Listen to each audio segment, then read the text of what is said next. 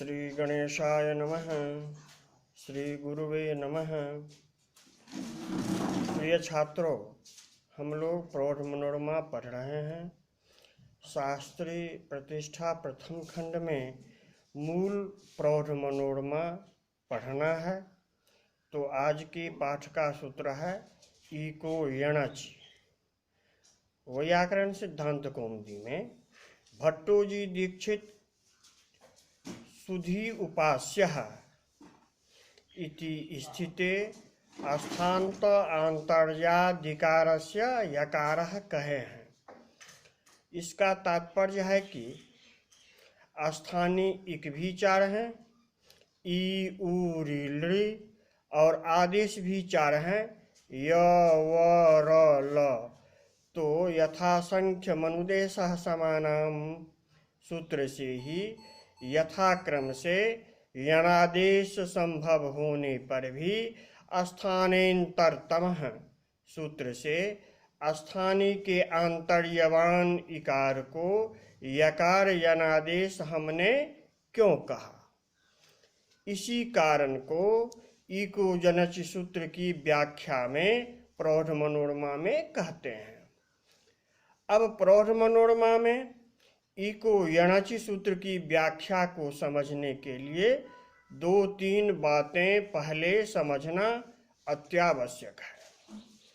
जैसे व्यक्ति पक्ष और आकृति पक्ष क्या है, निरूढ़ा लक्षणा किसे कहते हैं। व्यक्ति पक्ष एवं जाति पक्ष ये शास्त्रीय होते हैं, न कि लौकिक जाति व्यक्ति। अस्तु पस्पशान्निक में पदार्थ निर्णय के प्रसंग में महाभाष्यकार ने शंका की है कि जब सूत्रों की प्रवृत्ति उत्सर्गापवाद रूप से होती है तो सूत्र में जो पद प्रयुक्त होते हैं उस पद का जाति अर्थ लेते हैं किंबा व्यक्ति अर्थ लेते हैं। किं पुनराकृति पदार्थः आहोषित द्रव्यम उभयमित्याह कथं ज्ञायते। बहुवचनं जात्याख्यायामेकस्मिन् बहुवचनं मन्यतरस्याम् इत्युच्यते। द्रव्यं पदार्थं मत्वा स्वरूपाणामेकशेष इत्येकशेष आरभ्यते। महाभाष्यकार का कहना है कि सूत्रगत पदों का अर्थ लक्ष्य के अनुरोध से जाति और व्यक्ति दोनों लेते हैं, इसलिए उभयम कहते हैं।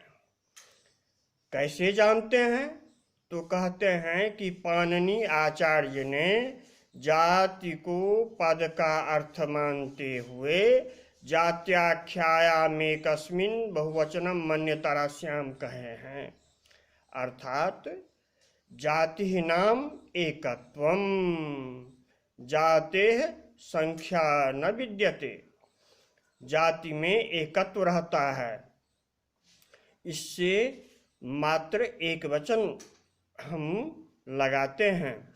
इसी को वैकल्पिक बहुवचन इस सूत्र से कहते हैं। पुनः द्रव्य माने व्यक्ति मानकर स्वरूपाणामेकशेष एक विभक्तो सूत्र कहते हैं और समान रूप मान करके एक को शेष रखते हैं और उससे एक वचन द्विवचन बहुवचन का व्यवहार करते हैं। अतएव भट्टोजी दीक्षित इको यणचि इस सूत्र में व्यक्ति पक्ष स्वीकार करते हैं।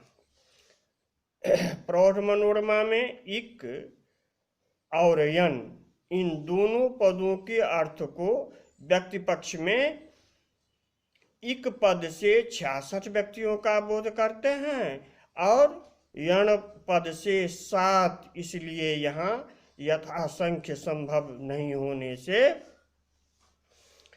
यथाक्रम आदेश भी संभव नहीं हो पाते हैं, क्योंकि व्यक्ति अनंत होते हैं। अस्तु अतः अंततो गत्वा स्थानेन्तरतम सूत्र से स्थानीय आंतर्य से यन करते हैं। अब निरूढ़ा लक्षणा किसे कहते हैं, इसको संक्षेप में समझते हैं।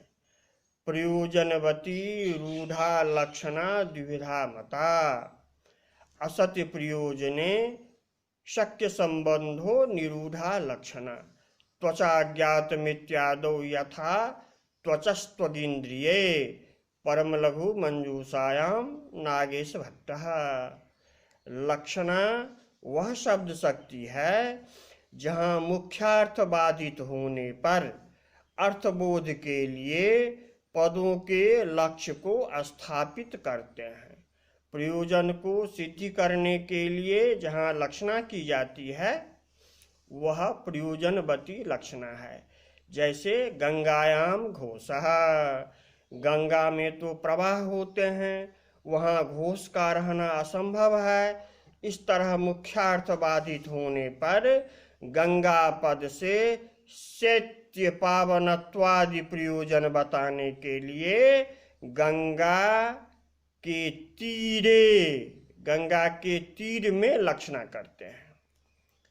असत्य प्रयोजने स्वशक्य संबंधो निरूढ़ा लक्षणा, जहाँ प्रयोजन नहीं रहने पर प्रासंगिक शब्दों के प्रसिद्ध अर्थ में लक्षणा की जाती है, वह निरूढ़ा लक्षणा है। रूढ़ माने प्रसिद्ध, निरूढ़ माने पूरी तरह प्रसिद्ध। अस्तु उदाहरण, त्वचा ज्ञातम, यहाँ त्वचा से इसके प्रसिद्ध अर्थ इंद्रिय ग्रहण करते हैं, त्वचस्त्वगिन्द्रिये। दूसरा उदाहरण देखें, कार्येषु कुशलः, कुशलः का सामान्य अर्थ कुशमलातीति कुशलः, जो कुश लाता हो, जो कुश इकट्ठा करे उसे कुशल कहते हैं। अब कार्येषु कुशलः का अर्थबोध ठीक तरह से नहीं हो पाता है जब सामान्य अर्थ रखते हैं, तो मुख्यार्थ बाधित हो रहा है। अब लक्षणा करेंगे। कुशल का जो रूढ़ अर्थ है, प्रसिद्ध अर्थ है, दक्षः, प्रवीणः, इसी अर्थ में इसकी हम लक्षणा कर देंगे। अब कार्येषु कुशलः का अर्थ कार्य में दक्ष करने से अर्थ संगति हो जाती है। कार्य में प्रवीण, कुशल का प्रवीण में हम लक्षणा कर दिए, तो यही निरूढ़ा लक्षणा है। अब आप लोगों ने व्यक्ति पक्ष को समझ लिया कि व्यक्ति पक्ष में पदों के अर्थ अनंत हो सकते हैं, और आपने निरूढ़ा लक्षणा को भी समझ लिया। तो अब प्रौढ़ मनोरमा की पंक्ति को देखते हैं। प्रत्याहार ग्रहणेषु तदवाच्यवाच्ये निरूढ़ा लक्षणा, दीर्घा जसी च इति ज्ञापकात् ल्वादिभ्यः इति निर्देशाच्च, तेनेक शब्देन षट् षष्टिर् गृह्यते, यण शब्देन सप्त, भाव्यमानत्वेन सवर्णाग्राहकत्वेपि गुणानामभेदकत्वेनानुनासिकानामपि यवलानां ग्रहणात्, अतो नास्ति यथा संख्यम्। प्रत्याहार ग्रहणेषु तदवाच्यवाच्ये निरूढ़ा लक्षणा, इस पंक्ति को देखें। वाच्य माने अर्थ, वच परिभाषणे धातु से रिहलोरणयत्, अतोपधाया से वृद्धि, वाच्य। अब अर्थभेद करने के लिए एक सूत्र है, वचो अशब्द संज्ञायाम। यह सूत्र कहता है कि अशब्द संज्ञा अर्थात व्याकरण शास्त्रीय संज्ञा जब अर्थ न रहे तब कुत्व नहीं होता है, अर्थात शब्द संज्ञा जब अर्थ रहे तब चजोह को घृण्यतों से कुत्व करें, और जब शब्द संज्ञा अर्थ न रहे तब कुत्व न करें। इस तरह दो शब्द बनते हैं, वाच्यम और वाक्यम। वाक्यम शब्द संज्ञा है। सुबंत तिङंत चयो वाक्यम, यहाँ कुत हुआ है। वाच्यम शब्द संज्ञा नहीं है, यह उच्चारित शब्द का तात्पर्य अर्थ बताता है। तो वाच्य माने अर्थ। अस्तु व्यक्ति पक्ष स्वीकार करते हुए प्रौढ़ मनोरमाकार एक प्रत्याहार से निरूढ़ा लक्षणा कर षट्षष्टि 66 व्यक्तियों का बोध कराते हैं। इसलिए कहते हैं प्रत्याहार ग्रहणेषु तदवाच्य वाच्य निरूढ़ा लक्षणा तेनेक शब्देन षट्षष्टिर् गृह्यते यण शब्देन सप्त। अब इसकी व्युत्पत्ति को देखते हैं। तस्य वाच्यम तद वाच्यम, तद वाच्यस्य वाच्यम तद वाच्य वाच्यम, तस्मिन् तद वाच्य वाच्ये प्रसिद्धे अर्थे निरूढ़ा लक्षणा भवति। तत्पद से यहाँ एक प्रत्याहार का ग्रहण करते हैं। एक प्रत्याहार का वाच्य ई उ री लृ है और ई उ री लृ का वाच्य और इत्यष्टादशानां संज्ञा तथेकारे कारो। ई मन 18, उ मन 18, रि मन 18, लृ वर्णस्य 12 तस्य दीर्घा भावात्। इस तरह 3 18 वाले हुए। ई उ री 18 तिया 54 और 12 लृकार। इस तरह 66 षट्षष्टि ही इक होते हैं। अब निरूढ़ा लक्षणा तदवाच्य वाच्य में नहीं मानेंगे तो दीर्घा जसी च यह सूत्र व्यर्थ हो जाएगा, क्योंकि अक प्रत्याहार में दीर्घादि का ग्रहण नहीं होने से गोर्यो इत्यादि में पूर्व सवर्ण दीर्घ की प्राप्ति ही नहीं होगी। तब दीर्घा जसी च यह सूत्र व्यर्थ होकर ज्ञापन करेगा। जो प्रत्याहार ग्रहणेषु तदवाच्य वाच्य निरूढ़ा लक्षणा। ल्वादिभ्य सूत्र में आचार्य पाणिनि दीर्घ उकार में यन निर्देश करते हैं। अतः ल्वादिभ्य सूत्र के निर्देश से भी प्रत्याहार ग्रहण में तदवाच्य वाच्य में निरूढ़ा लक्षणा उचित है। अब यन से 7 व्यक्तियों का बोध कैसे होता है?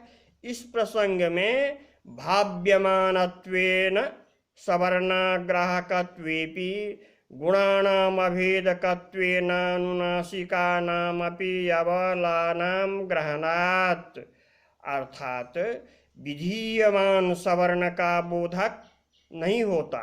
भाव्यमानेन सवर्णानां ग्रहणं न। इस परिभाषा से यद्यपि निषेध हो जाने के कारण तथापि गुण अभेदकाः, अर्थात यत्न न करने पर स्वरूपेण उच्चारित गुण विवक्षित नहीं रहेगा, अर्थात उसके सवर्ण का भी ग्रहण हो जाता है।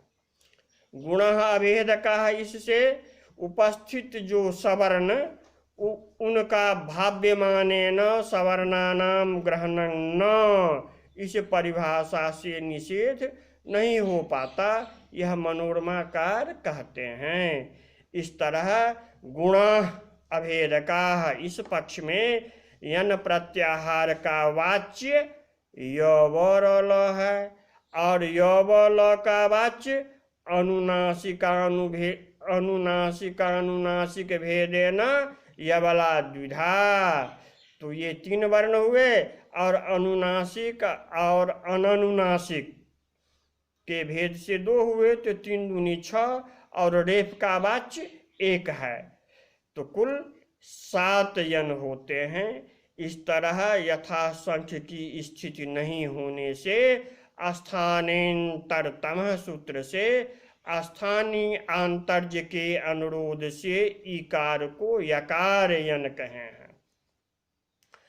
अब यहाँ एक बात और कहते हैं, न च लक्ष्यार्थबोधात् पूर्वभाविनं शक्यार्थबोधमादाय यथा संख्यमस्त्वीति वाच्यम् एवमपि तृतीय चतुर्थाभ्यां ऋकार लृकाराभ्यां प्रत्येकं त्रिंशदुपस्थितो लृवर्णानां रेफादेशस्य अरिवर्णानां लादेशस्य च प्रसंगात् तस्माद्दिह स्थानेन्तरतमः सूत्रेणेवेष्ट सिद्धिरित्यभिप्रत्याह स्थानतो अंतर्जादिति।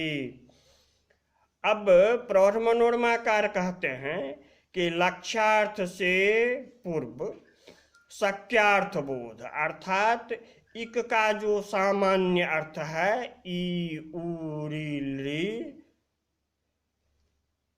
जो है तो व्यक्ति पक्ष है ही, अतएव इक के तीसरे और चौथे वर्ण ऋकार और लिकार प्रत्येक 63 है। तो ली वर्ण को यन के रूप में रेफ और री वर्ण को यन के रूप में लकार होने लगेगा। अतएव यन के प्रसंग में यथासंख्य सूत्र से कार्य संभव नहीं हो सकता। स्थानेन्तरतमः सूत्र से ही इष्टि सिद्धि होगी। इसी अभिप्राय से स्थानकृत सादृश्य लेकर इकार के स्थान पर यकार की बात व्याकरण सिद्धांत कौमुदी में कही है। आज का पाठ पूर्ण हुआ। खुश रहें, खूब मनोयोग से अध्ययन करें। जयतु भारतम, जयतु संस्कृतम।